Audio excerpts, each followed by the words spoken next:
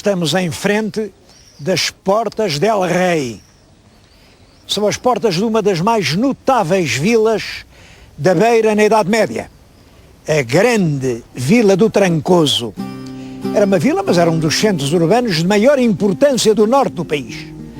Lembram-se do Gil Vicente, aquele alto de Amofina Mendes, quando Amofina Mendes vem lá com o seu pote de leite e o que ela canta é: vou-me à feira do Trancoso e logo, nome de Jesus, do que este leite render, comprarei ovos de pata, que é a coisa mais barata que eu de lá posso trazer. É que lá tanto se sacoteou, caiu a bilha, partiu-se o leite e ela não comprou coisa nenhuma. Mas isto já no tempo de Gil Vicente, para falar numa grande feira, era a Feira do Trancoso. Com essa feira estava ligada uma grande colónia judaica que vivia aqui, esta rua por aí adiante, já era tudo casas de judeus. Ainda hoje há imensas, com o sinal da cruz na porta. Mas eu diria, e essa colónia ativíssima fez de Trancoso um grande centro comercial. É claro que essa colónia foi destruída, foi em 1543. Chegou aqui um emissário da Inquisição, mandou apregoar, é proibido sair da vila, quem sair é preso. É claro, fugiram todos, que eram centenas ou milhares, e ficaram os bairros desertos. Só lá ficaram 35. Pensa, bem, não fez mal a ninguém. É claro que esses 35 foram presos, levados a ferros para umas covas lá em Évora e lá morreram. Os outros fugiram, mas o bairro ficou deserto. Então, esta população aqui à volta, centenas e centenas de camponeses, invadem estas portas, saqueiam as casas da judiaria, morreu a judiaria e a partir daí Trancoso entrou num período de decadência. Período de decadência de que só se salvou depois no liberalismo, quando fizeram aqui a cabeça outra vez de um grande concelho e essas vilas à volta ficaram subordinadas à nobre e grande Vila do Trancoso, que aliás já não é vila, desde o ano passado que é cidade. Bom, mas eu gosto mais de dizer a Vila do Trancoso. Essa é que é uma grande presença na história de Portugal.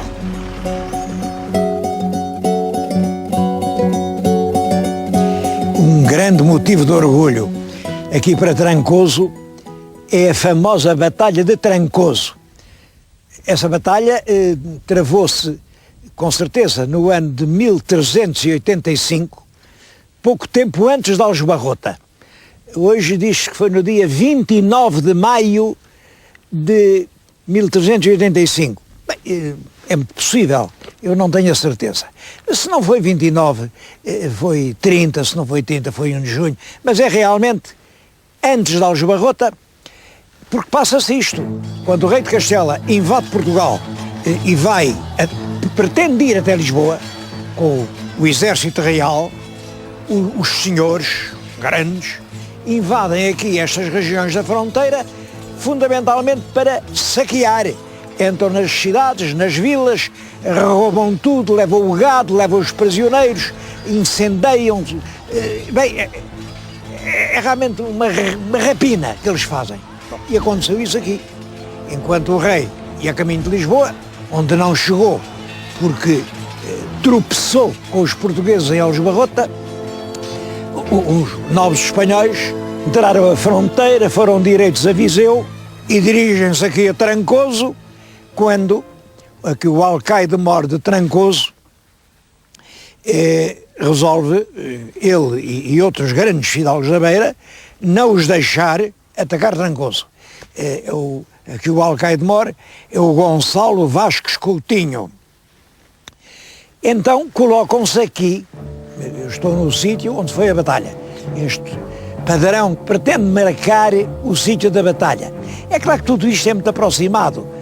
Havia aqui uma igrejinha de São Marcos, e diz que a nossa hoste estava perto da igreja de São Marcos. Bom, eu creio que estava naquele planalto.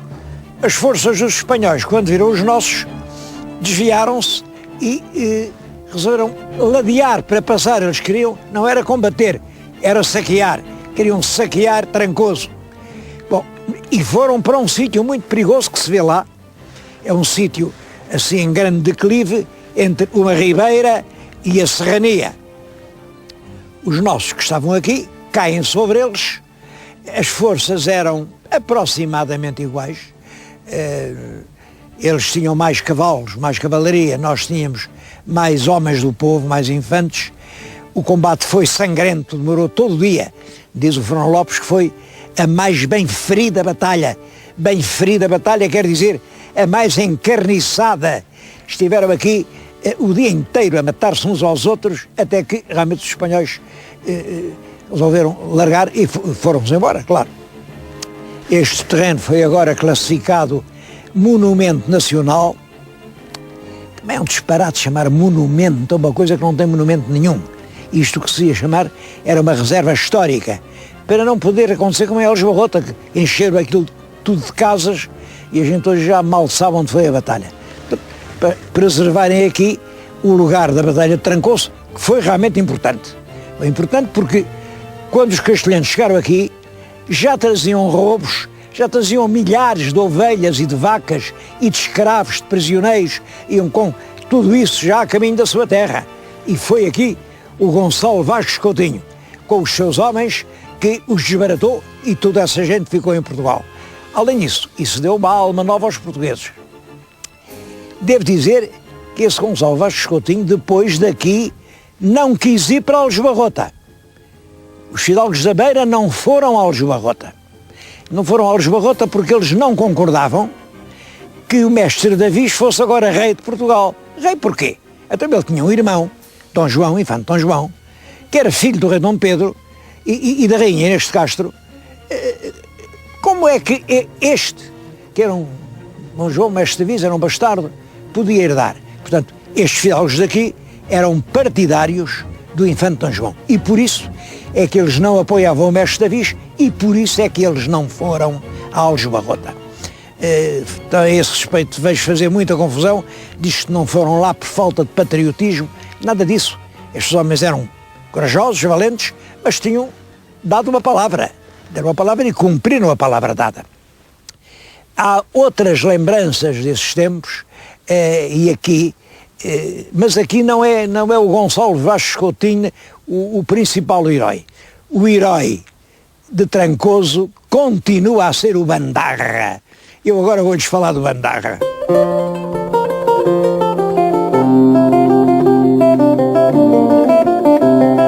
O episódio do Bandarra é uma das situações mais curiosas da mentalidade portuguesa do século XVI e XVII. Este Bandarra era um sapateiro daqui de Trancoso, que gostava de fazer as suas quadras, é um poeta popular, era um sapateiro e poeta popular. E a certa altura fez umas trovas que não se percebia lá muito bem o que diziam, mas ele dizia que vem aí um grande leão, um leão terrível, e pede ao rei que o ajude. Pela mesma altura, os judeus começaram a ser perseguidos. E então houve uns judeus que pensaram, um leão é o leão de Judá, com certeza que é. E pediram ao sapateiro, venha cá a Lisboa, você aqui nas suas trovas diz, o que é que isto quer dizer? Bom, e começaram a passar cópias, e a judiaria toda já dizia que o Bandarra era um profeta e que estava a anunciar que vinha lá o Messias dos judeus. Claro que a Inquisição ouviu falar nisso, prendeu o Bandarra, levou-o para Lisboa e disse, então o que é que isto quer dizer? E ele lá, coitadito, ele não tinha assim, sabia e deu umas explicações vagas. A Inquisição acabou por mandá-lo embora e disse, este homem é tonto, e não se importou mais com isso. Depois veio o domínio filipino, vem a inquietação dos portugueses que queriam um rei português e começou-se a dizer que o Bandarra afinal era profeta, não era da vinda do Messias, mas era da vinda de um rei português, do rei Dom João IV. Então as trovas do Bandarra eram anunciadas como uma futura libertação de Portugal. É até nessa altura que aqui um governador manda fazer este túmulo, isto é o grande túmulo do Bandarra, venerado como um santo. Se ele era profeta, os profetas são santos. Eu não tenho o dom de prever o futuro. Publicavam-se as quadras, uma parte delas eram cópia das tais que ele tinha feito. outra parte inventaram-nas e disseram que foi depois de morto, que estavam na sepultura dele. Bom, e isto foi acreditado, e ainda hoje há quem acredite nisto, ainda hoje aqui nesta terra, eu vejo em livros que continuam a acreditar no profeta Bandarra. Eu tive a sorte, já há muito tempo, há mais de 20 anos, encontrei nos reservados da Biblioteca Nacional um manuscrito que esclarece completamente as coisas. Completamente as coisas. É um manuscrito relativo a factos muito importantes da história de Trancoso, factos dos mais importantes, mas que aqui os historiadores omitem completamente. Eu vou-lhes ler o que diz esse documento. Fazendo El Rei, trata-se do rei Dom João III, mercê ao infante Dom Fernando, seu irmão, da vila de Trancoso, mandando ele, o infante, tomar posse dela, portanto da vila, não quiseram os moradores da vila e amotinaram-se. E mandando à corte, é Lisboa, a um Lopo Cardoso, que era dos principais da terra, disse ele a El Rei, como os moradores de Trancoso estavam determinados de se aventurar antes a morrer todos, que a deixar de ser vassalos de Sua Alteza para o ser do infante Dom Fernando. E El Rei, que naturalmente, quer dizer, de seu natural, era benigno, disse a Lopo Cardoso que todas as vezes que ele cavalgasse, quer dizer, quando o rei saísse do passo a cavalo, ele o acompanhasse para que pudesse dizer ao infante, seu irmão, e lhe falasse nisso, a ver se o podia contentar com outra coisa. Andando El Rei nestas prolongas e o infante, não querendo aceitar outra mercê, em desconto da que lhe era feita, durou isto 6 ou 7 anos. Aqui há um exagero na história, porque durou 4 anos. Foi 4 anos que lá andou o Lopo Cardoso. Até que o infante faleceu, morreu o Dom Fernando. E tanto que o Lopo Cardoso veio morto, partiu o caminho de Trancoso e chegando junto à vila, disse a uns lavradores que andavam lavrando que não trabalhassem mais, que já eram livres. E os lavradores, deixando todos os arados, lançaram a correr caminho da vila e, chegando à praça, juntaram-se com outros homens da terra e, dando na cadeia, soltaram todos os presos que havia dentro dela. Isso passou-se aqui, porque aqui é que era a cadeia onde agora está a Guarda Republicana. Vindo isto às orelhas de El Rei, quer dizer, tendo o rei notícia disto, mandou trazer preso o Lopo Cardoso. E quando soube que ele era chegado, disse que o havia de castigar rijo, porque ele folgara tanto com a morte do infante seu irmão. Mas Fernando Álvares de Andrade era uma espécie de ministro. Era o vereador-mor da Fazenda. Era, portanto, o ministro das Finanças. Curioso, também era cristão novo. Era um cristão novo. Seu escrivão da Fazenda e muito seu privado, ouvindo dizer isso, disse a El Rei: Senhor, andando aquele homem 6 ou 7 anos fora de sua casa, por amor de libertar sua pátria, e vendo-a livre da maneira que Deus fora servido, eu lhe estranho a vossa Alteza ele fazer o que fez. Eu só me admiro. A mim não só não me parece grande culpa, como até me admiro de ele não ter enlouquecido de alegria. Reparem o que se passa. Este documento esclarece que, na altura em que o tal Bandarra fez as estrofas em que diz que um Dom Fernando, é que ele chama semente del Rei Fernando, semente del Rei Fernando é infante Dom Fernando, quer apoderar-se desta vila e pede ao rei que não deixe. Na altura em que o Mandarra escreve isto, há uma revolta popular em Trancoso porque não querem que a vila seja entregue ao infante Dom Fernando. O Lobo Cardoso, que é o príncipe dos principais, é quem vai à corte pedir ao rei e fala com o rei e anda lá 4 anos e gasta a sua fortuna e fica doido de alegria quando vê o infante morto, porque é claro, agora a terra já não tem dono, e é ele que durante esses 4 anos livra Trancoso de ser invadido pelas tropas reais para a entregar ao infante. Portanto, esse é o grande herói local. Aliás, estou aí a família Lopes Cardoso, são os descendentes do Lobo Cardoso. Ora bem, hoje ninguém se lembra desse verdadeiro herói local. Não há aqui uma rua, uma praça, um busto, nada. Lembram-se, é do pobre sapateiro Mandarra que fez umas trovas que nem ele próprio sabia o que queria dizer. Isto impressiona-me e até aqui, isto é assim, não há dúvida nenhuma. Vejo que têm saído livros, ignoram ainda este documento que esclarece tudo.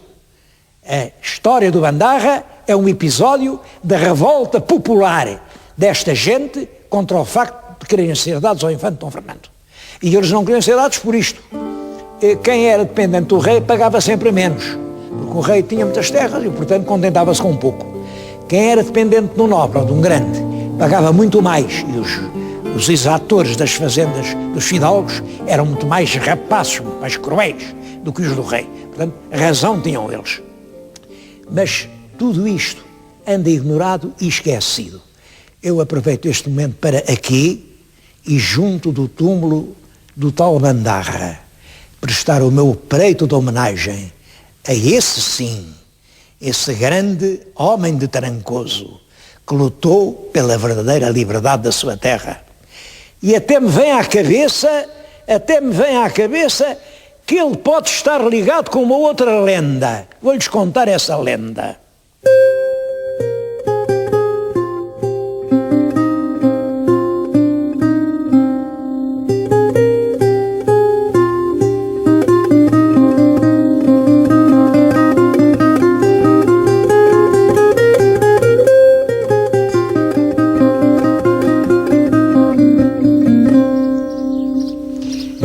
É a lenda do João Tição. Eu estou agora aqui diante de uma porta a que se chama a Porta do João Tição. Diz que havia um cavaleiro chamado João Tição e no tempo da Guerra dos Mouros ele saiu daqui no seu cavalo, foi até ao acampamento dos mouros, conseguiu apoderar-se da bandeira do Islão e trouxe a bandeira aqui para Trancoso. Bom, mas os mouros viram, deram por isso e vieram atrás dele, a galope, e já vinham quase no encalço quando ele chegou aqui às portas. Chegou às portas, mas lá de cima os moradores viram que os mouros estavam tão perto que fecharam as portas todas ao João Tição e, portanto, ele não pôde entrar. Então aqui atirou com a bandeira lá para dentro, a bandeira salvou-se, mas é claro, ele ficou nas mãos dos mouros que o mataram. É claro que esta lenda pode ter apenas que ver com o facto de em cima da porta está esculpida a figura de um cavaleiro com um cavalo no sentido de dar um salto. Realmente é isso que inspirou a lenda. Mas este nome, João Tição é o que foi queimado numa terra onde tanta gente foi queimada pela Inquisição. E este caso do Lobo Cardoso, que foi preso para Lisboa por fazer uma festa e por realmente provocar aqui o assalto à cadeia, a libertação dos presos, e que foi lá para defender a sua terra. E eu não sei o que lhe aconteceu. Eu não sei se ele voltou ou se não voltou, porque a fonte termina no dito do Fernando Álvares. O Fernando Álvares disse ao rei, eu até me admiro como ele não enlouqueceu de alegria, mas eu não sei o que o rei resolveu. E se acaso esse herói esquecido morreu em consequência da sua coragem, era natural que isso ficasse simbolizado na lenda de um homem que sai da sua terra para travar uma batalha, que consegue ganhá-la, mas depois não consegue regressar ao seu lar. É claro que se chama por hipótese, nem chega a ser uma hipótese, é uma conjetura minha. Não confundam com a explicação que eu dou ao Bandarra. Aí não é hipótese, aí é ciência certa.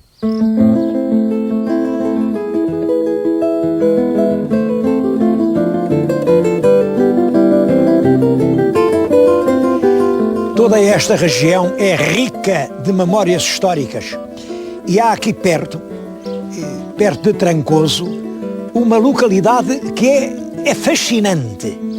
Eu estou a falar de Moreira do Rei. Moreira do Rei tem sido muito abandonada, não sei porquê, mas é um dos mais extraordinários monumentos que nós temos em Portugal.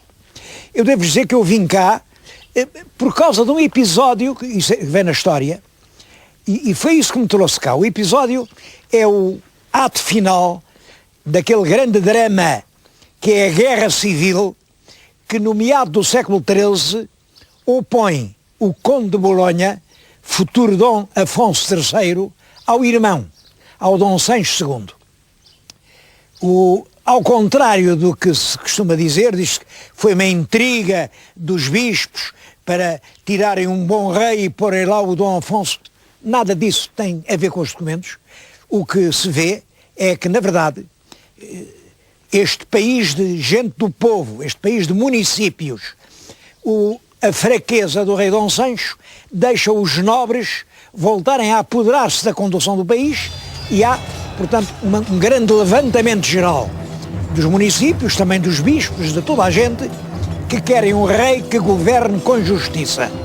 E mandam pedir ao Papa que mude aquele rei, porque realmente aquele rei não convoca cortes, não concede forais, não faz justiça, deixa andar à solta bandos de salteadores, deixa mergulhar o país numa guerra civil sangrenta. Portanto, querem mudar. É claro, vem realmente o Conde de Bolonha, desembarca em Lisboa. Lisboa é logo por ele. Em quase todas as vilas, as milícias do povo manifestam-se pelo Dom Afonso contra o Dom Sancho. Dom Sancho ainda pede o auxílio ao país vizinho e veio o herdeiro do trono de Castela, o futuro Afonso X, Afonso o Sábio. Veio ainda com o exército, mas ele foi sendo expulso de toda a parte, todo o povo aderia era ao Conde de Bolonha e o último lugar, isto é um facto, o último lugar que esteve por Dom Sancho foi aqui, Moreira do Rei, onde havia um grande castelo. Esse castelo nunca foi ajudado, está hoje em completa ruína e era um dos maiores castelos portugueses da Idade Média. E daí, restos de muralhas à volta, mas tudo a escalavar-se. Ora bem, o rei ficou aqui, ao passo que Trancoso, claro, Trancoso era do povo, portanto era pelo Conde de Bolonha. Mas este é que é o episódio curioso. Os homens bons de Trancoso vieram aqui, a Moreira, dizer ao Dom Sancho: o senhor mude, manda embora o Martim Gil de Soverosa. O Martim Gil de Soverosa era o valido do rei Dom Sancho e era o homem que realmente governava o país. Um grande fidalgo, poderoso. Manda embora o Martim Gil, porque assim a gente aceita, o senhor entra em Trancoso, assim todo o país obedece. Tem que mandar embora a esse maroto Martim Gil. O rei disse que não, que continuava com o Martim Gil e, portanto, foi o rei que, acompanhado do Martim Gil, saiu daqui, foi para o exílio e morreu no ano seguinte em Toledo. Tudo isto se passou em 1247. O rei Dom Sancho morreu em Toledo no ano seguinte, 48, e o Conde de Bolonha passa a partir de então a chamar-se Dom Afonso III. Este episódio é muito importante porque revela que realmente o problema era político, era da orientação que estava a seguir. E o Dom Afonso realmente faz o que o povo quer. Volta a convocar cortes, como sabem, são as primeiras cortes em que estão presentes os representantes populares, volta a conceder muitos forais, a conceder feiras, é uma política inteiramente municipal, popular, na linha dos primeiros reinados. Ora bem, o último drama foi aqui que se passou. Agora, eu vim aqui, eu nunca tinha vindo aqui, e fiquei assombrado pela riqueza arqueológica que isto tem. há ali um rochedo imenso, que era provavelmente um santuário, ainda lá tem as covas, um rochedo imenso, que dominava toda a região, faz lembrar Panoias, isto faz lembrar Constantino Panoias. Bom, depois nesse rochedo, no período paleocristão, começaram a fazer as sepulturas, todo o rochedo e tudo isto à volta. Tinha em baixo centenas e centenas de sepulturas de adultos, sepulturas de crianças, sepulturas para todos os gostos. Depois, em cima desse campo sagrado das sepulturas, fizeram um templo. Vêem aquela igreja, reparem que o cunhal da igreja está inteiramente assente sobre um rochedo que ainda está todo cheio de sepulturas. A própria igreja, que está abandonada. É uma igreja do século XIII, uma igreja lindíssima, completamente abandonada. Bom, mas vamos voltar a Trancoso.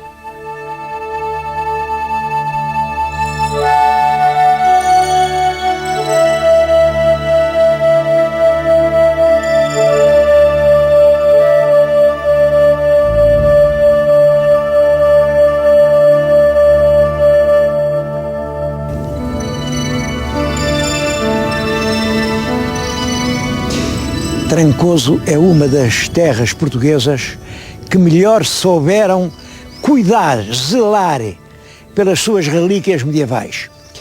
Estou no castelo, aquela grande torre que ali estão a ver, penso que já existia no século X, bem, no testamento da Dona Châmoa, ela faz referência ao castelo aqui de Trancoso, era aquela torre.